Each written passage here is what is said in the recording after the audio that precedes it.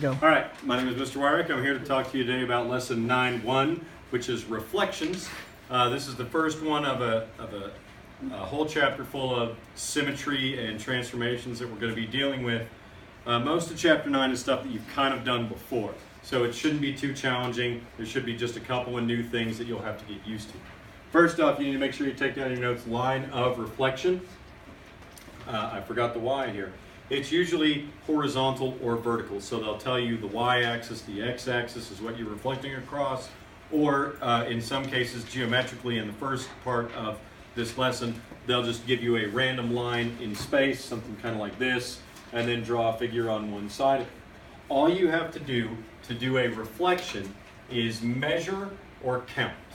Okay? If we have a line out here in space, we're going to measure this distance, we're going to cover the exact same distance, put a point, we're going to measure this distance, go the exact same distance, put a point, measure this distance, go the exact same distance, put a point, and we should have the same shape just reflected across that line.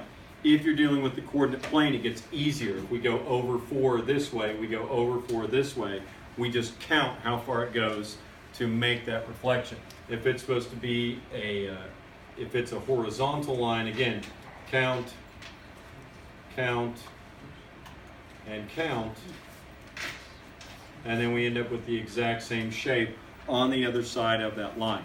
Now, the one exception that you're gonna run into on this lesson, where it's gonna be something a little bit different, is reflections across y is equal to x. This is a diagonal line. And it seems like that you're going to have to use the distance formula and say, okay, I've got this square up here. I need to find the distance from here to here so I can do that exact same distance. But you don't need to do that. If it's a reflection across y equals x, and you'll revisit this with inverse equations in Algebra 2. If it's across y equals x, all you have to do is switch the x and y coordinates. So if this is at -5, 7, then we're going to switch that, and the new spot for it is going to be at 7, -5. Okay, so you just switch the x and y values. That'll give you your reflection.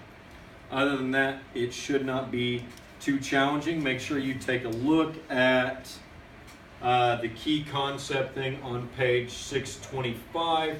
You might want to copy that down into your notes, as well as just some visual representations of what's going on. The problems that we will work, I don't like those very much, but whatever. We'll start with 10, and we'll go through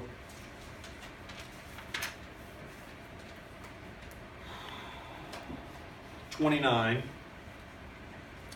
And then we're going to skip some of these. We'll go 36 through 40. And then we'll catch one from these extras out here. We'll do number 48. Okay, so the assignment will be 10 through 29, 36 through 40, and then 48. If you have any questions, make sure to ask them when I get back to class.